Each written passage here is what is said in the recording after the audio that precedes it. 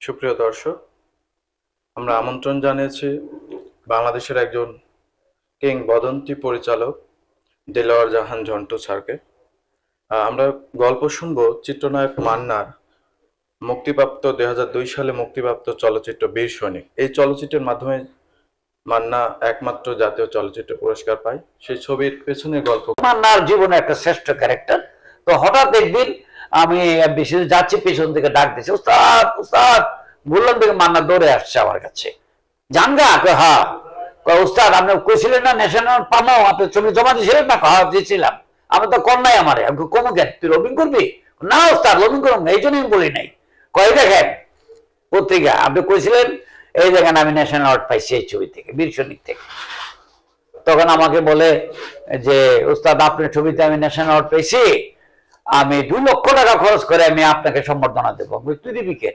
আমার ছবিতে তুই ন্যাশনাল অ্যাওয়ার্ড পেয়েছিস, আমি তোকে টাকা খরচ করে সম্বর্ধনা দেবো। না উস্তাদ এখানে আর কোনো কথা কয় না, আমি করবো। 3 দিন পর মান্না মারা গেল। বীর সৈনিক চলচ্চিত্রে মান্না একই সঙ্গে পিতা এবং পুত্র চরিত্রে চরিত্রানুগ ও সাবলীল অভিনয় করেছেন।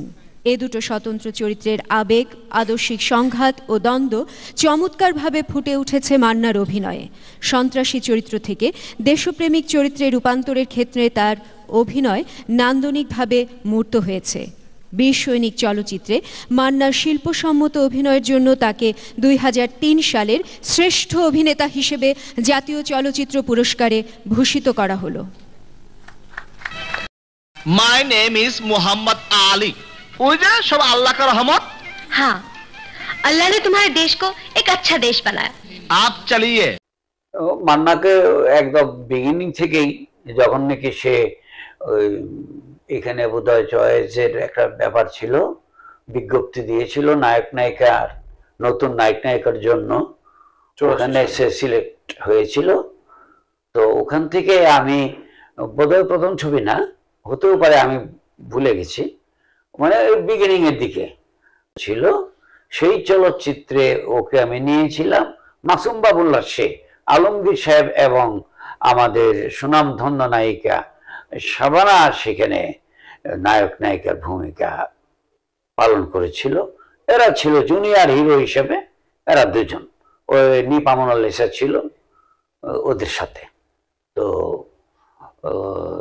এইভাবে আস্তে আস্তে আস্তে আস্তে মান্নাকে মানে 13 বছর বোধহয় আমি তাকে প্রতিটা ছবিতে সেকেন্ড লিড একক নায়ক হিসেবে তাকে আমি নিয়ে নেই প্রথম।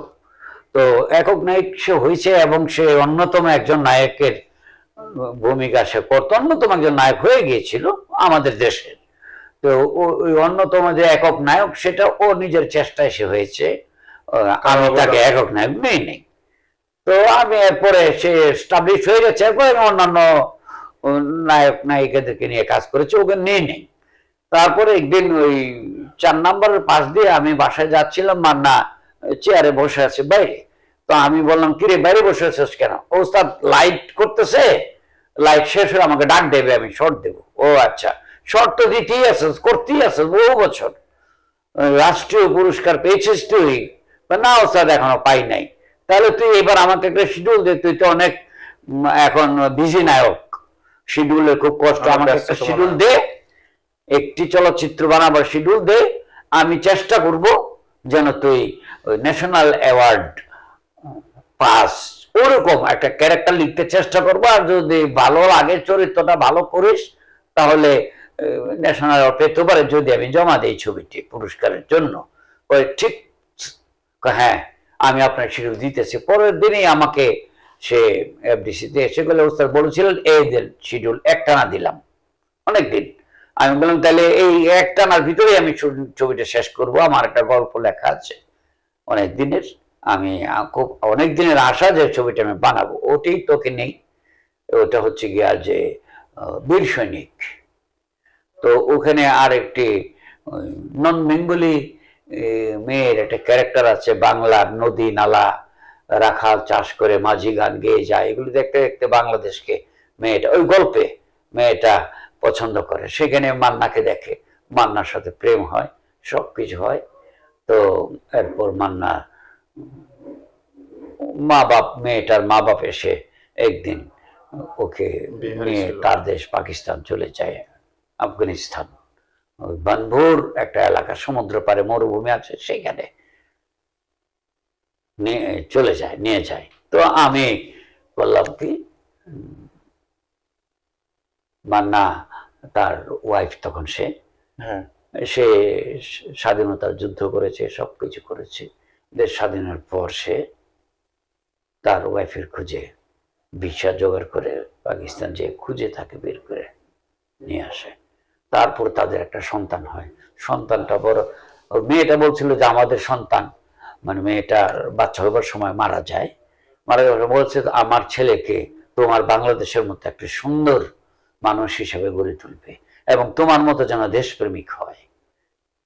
মারা যায়। মান্না তাকে পালতে বলতে পালে, লালন পালন করে, কিন্তু সঙ্গ দোষে ছেলেটা পরবর্তীতে দেখা যায় দেশদ্রোহী কাজে সন্ত্রাসী হয়ে যায়, এই করে সেই করে শেষ পর্যন্ত মান্না নিজেই গুলি করে। মান্না মানে তার ছেলে একজন মুক্তিযোদ্ধার ছেলে সন্ত্রাসী হয়ে যায়। আর কতগুলো ওই দেশকে ধ্বংস করার জন্য কিছু লোক জড়ো হয়, তাদের সহযোগিতা করে টাকার বিনিময়ে। এটা যখন মুক্তিযোদ্ধা জানতে পারে, তখন এই ছেলেটাকে বন্দুক নিয়ে আসে মারার জন্য। তখন ওই ছেলেকে গুলি করে। আমার ছেলে দেশ প্রেমের উল্টা হয়েছিল, যেটা বললাম, সন্ত্রাসীদের সাথে ঘুরে টুরে সে নষ্ট হয়ে গেছে। ওইখানে ওই ছেলেটাকে নষ্ট করে হুমায়ুন ফরিদি। মান্না যখন মুক্তিযোদ্ধা ছিল তখন হুমায়ুন ফরিদি ছিল।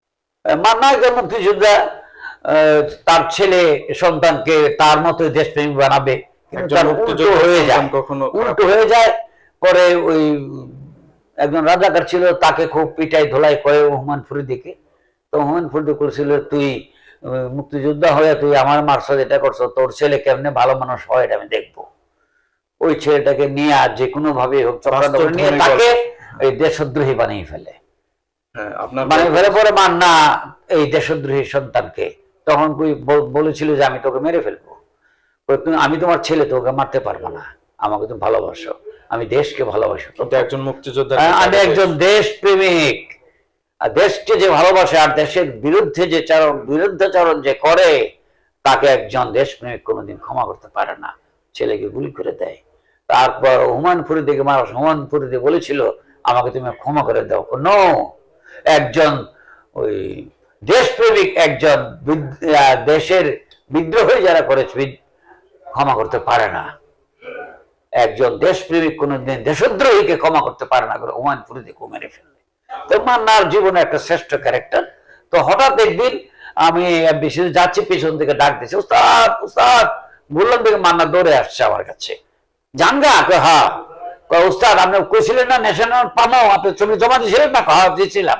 আমি তো কর নাই আমারে। আমি কমো কেন, তুই লবিং করবি? না উস্তাদ লবিং করুন, এই জন্যই বলি নাই। কয় দেখেন পত্রিকা, আপনি কইছিলেন, এই দেখেন আমি ন্যাশনাল অ্যাওয়ার্ড পাইছি এই ছবি থেকে, বীর সৈনিক থেকে। তখন আমাকে বলে যে উস্তাদ আপনার ছবিতে আমি ন্যাশনাল অ্যাওয়ার্ড পেয়েছি, আমি 2 লক্ষ টাকা খরচ করে আমি আপনাকে সম্বর্ধনা দেবো। তুই দিবি কে? আমার ছবিতে তুই ন্যাশনাল পেয়েছিস, আমি তোকে টাকা খরচ করে সম্বর্ধনা দেবো। না উস্তাদ এখানে আর কোনো কথা কয় না, আমি করবো। 3 দিন পর মান্না মারা গেল। ন্যাশনাল অ্যাওয়ার্ডটা সে নিতে পারে নাই, জেনে গেছে তার ওয়াইফ অ্যাওয়ার্ডটা নিয়েছিল। মরহুম মান্নার পুরস্কারটি নিতে আসছেন তার সহধর্মিণী শেলি কাদের।